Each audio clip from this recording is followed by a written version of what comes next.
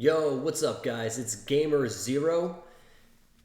Just want to go over the Big Screen Beyond and my 1 year review. So, I want to go over the good stuff, the bad stuff, what I was hoping it would be, what it's lacking, what it's excelling at, its pros and cons. I want to go over everything. So, let's get into it. A 1 year review.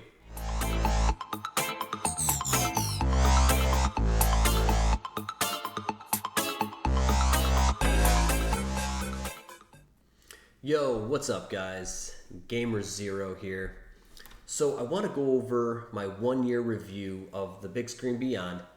I want to talk about the weight and the size, whether it's good and bad, like the pros and cons. I'm going to go over the head straps. I want to talk about the screens. I want to talk about the Lighthouse Tracking.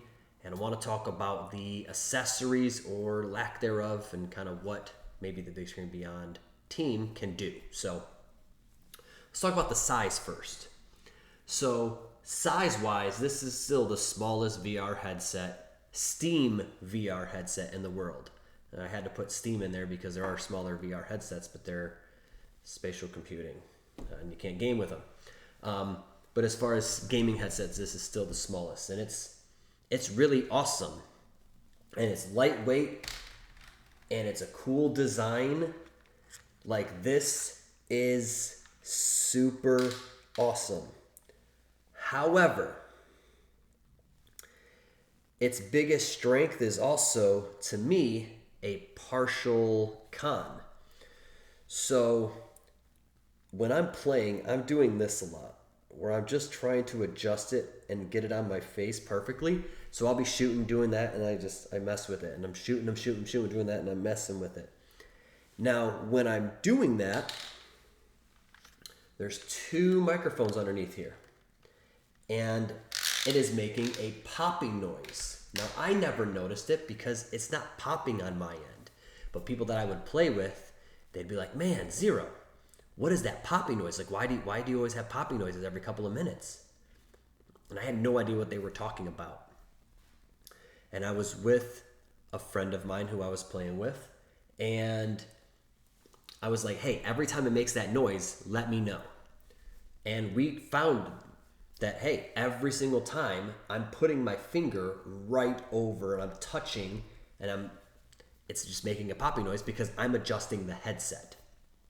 So what I would have done better is, instead of making this as small as it is, I would have tried to make it slightly taller.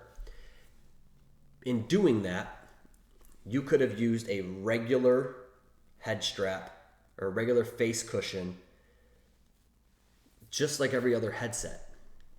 Now, the taller part, you would have been, at that point, they would have been able to put an IPD slider, and those things could have moved back and forth.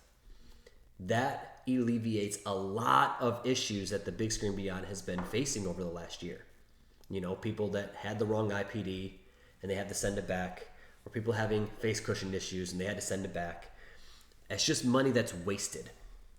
So the small, thin weight, everything, like this, the little bit of weight, like, while it's its biggest strength, it also is a con in my eyes. The headset's still great, just they could have made it slightly better with making that small change by having the IPD slider, which would make it slightly taller, maybe a little fatter. But minimal, you would hardly notice. Let's talk about head straps. So out of the box, this thing comes with a janky soft strap. Every VR company, I hope they watch this video. They won't, but I just hope that they do. Never, ever use a soft strap again. They are terrible. The Big Screen Beyond with this audio strap is really onto something. It's small, it's thin, it's great. But they waited so long to get it out to people that a lot of people already found a great audio solution. So they don't need this or want this, and they're just going to deal with the soft strap. But what they can do, and what I hope they do, and this is all just about making extra money, okay, for Bigscreen and helping customers at the same time. Get rid of the audio strap. Sell just this strap without the audio to people. Maybe it's $50 or $60 or whatever it is. But if they were to create that without the audio, that's game over. People that have it's too much pressure. The issues that people have with the soft strap are instantly eliminated with the hard strap. Some people, they don't like elite straps, so don't have an elite strap. Create a halo strap. I'm surprised nobody has created one yet for this device. I think it would be really cool. It doesn't have to be big like a Bobo VR head strap. Make it thin. Like the Bigscreen team can make this. If they can make this thin, they can make a halo strap thin as well. And I think a halo strap for this device would be super awesome. So, Bigscreen, I want you guys, if you could, create a regular rigid head strap without the audio. Then keep the head strap with the audio. Also create an elite strap with and without the audio. Not only are you helping your customers, but you're making extra money in the profit. It's just extra profit. And all of us would be that much happier because we have options to choose from. I know I just went on a little rant and I'm sorry about that, but it's just, this is such a great device, and I love the device so much that I wish that I was able to do certain things, whether it be having a different head strap or an audio strap or whatever else I wanted. It would make the device that much better. So now we're done with the head straps. Let's talk about the screens. So these things have OLED screens. I'm going to take the face cushion off. And those things are tiny. But they are really freaking good. The OLED is a great screen. The colors are super vibrant, and the blacks are just amazing. They're perfect. But the screen is a little too dim. You get used to it, but then when you go to, like, let's say a Quest 3 or your old headset and you're back to having a brighter screen, you just notice, like, oh wow, it's so much brighter. I like this so much more. And then when you turn up the brightness with the Bigscreen Beyond tool and turning up the brightness, you start getting motion blur. So what I think happened, now I'm not knocking anybody, so please don't take this as an attack or something negative that I'm saying towards somebody. I think the Bigscreen Beyond team used too many people that just do like VR chat, and they didn't get quote unquote actual VR gamers, people that are doing movements, people that are, pushing up so they're moving their avatar forward, in, let's say, Onward or Population 1 or Arizona Sunshine, Beat Saber. You're not moving, but like you're moving your head and stuff like that. And all of that, when you turn the screen up, gives you motion blur. So now it's really not the easiest to see. And I mean, yeah, you could have the sharpest screen in the world, but as soon as you do the motion blur, as soon as you have motion blur, you lose all the sharpness. So I think next time, if they were to have a Bigscreen Beyond 2, I would love to go and test it out and give them my feedback, because I don't think that this would have been an issue if they would have had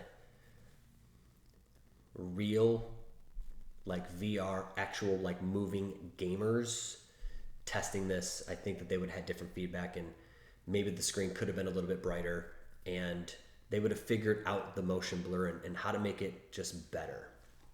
It's not bad. I still use this. 50% of the time when I play VR. So I go between this and the Quest 3. It's a great device.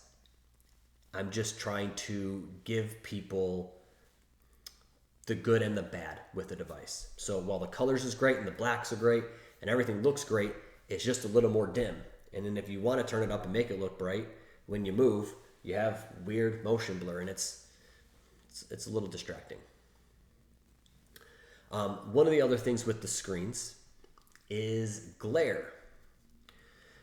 So there's glare for me on the underneath part. When I'm looking straight, I don't really notice it. If I were to really think about it, I can notice it and I can see it. But in my mind, I just block it out. So it's like it's not there. So it doesn't bother me, but I do know people that it bothers. And some people just can't get over it. And then I have people that literally have used the device 10 times and they're like, it just sits in my closet now and I just use a Quest 3. So the glare is there.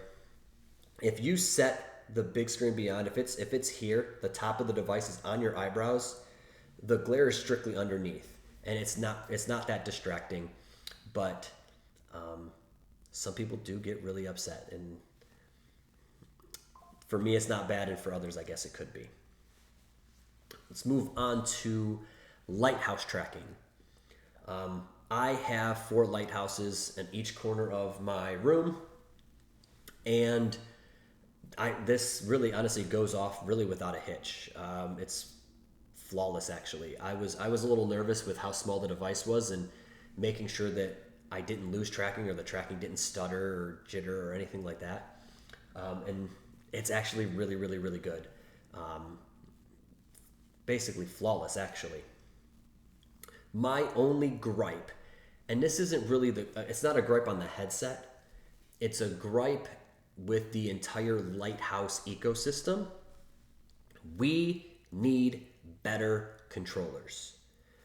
The Vive ones are bigger than this headset. The Valve Index Knuckles controllers, they're just old and they're big and they're bulky now. Like now that we have Quest 3 and the Quest Pro controllers, they're so much lighter, they fit in your hand better. If we can have Quest 3 or Quest Pro type controllers that are also Lighthouse tracked and not made by Pimax because they're garbage, this would be fantastic. It's a smaller, lighter, better controller. So I'm going to talk to the Bigscreen team right here. Please create a controller. If you just need to take a Quest 3 controller and take out the guts and somehow put a little ring on it or something where it can track through Lighthouse tracking, please do so. I think I speak for a lot of VR gamers. That would be fantastic. So please. But other than that, this thing right here, Lighthouse tracking is flawless. The last thing I want to talk about is accessories. This thing doesn't have any third-party accessories. The Bigscreen team, while they send out all their CAD files and everything so you can create and you can 3D print your own accessories, or companies could create accessories, they just don't. And this is where I think the Bigscreen team is really losing a ton of money. While they created the Headstrap, and we already talked about the Headstraps, if they were to create the Halo strap and a Halo audio strap and a regular non-audio Elite strap, like that's just extra profit for them, and that's making customers happy. At the end of the day, that's exactly what you want. Make more money and make customers happy. That's it. I mean, that's simple. The other thing that I think that they're missing is this right here. I don't necessarily know why it has to be this color.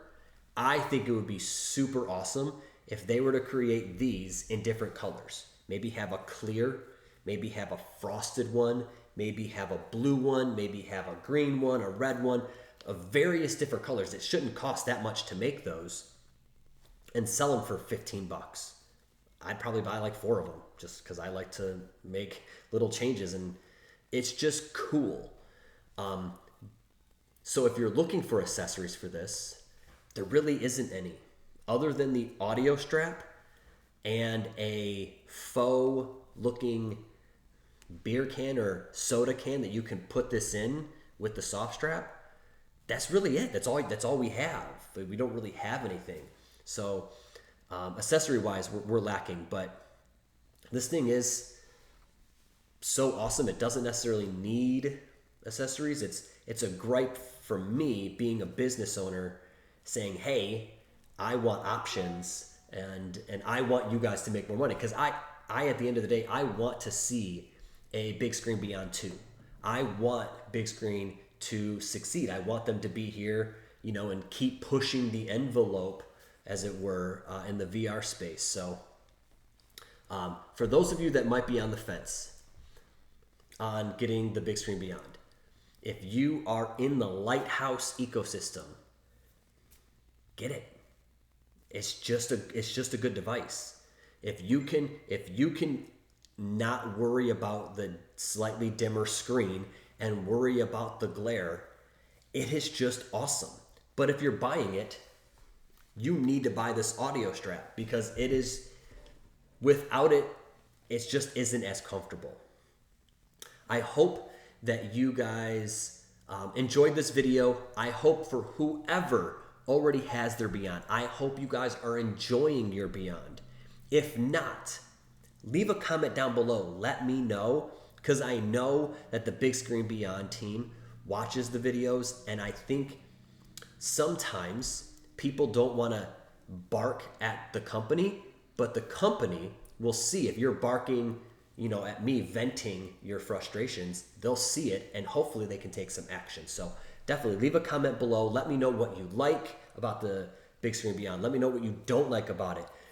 Let me know what you want for a Bigscreen Beyond 2. I'm going to make a video on that here shortly, going over like my wants and needs for a Bigscreen Beyond 2.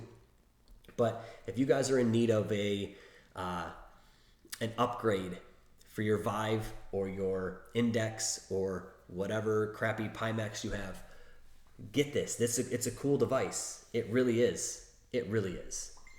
That's going to be all for today.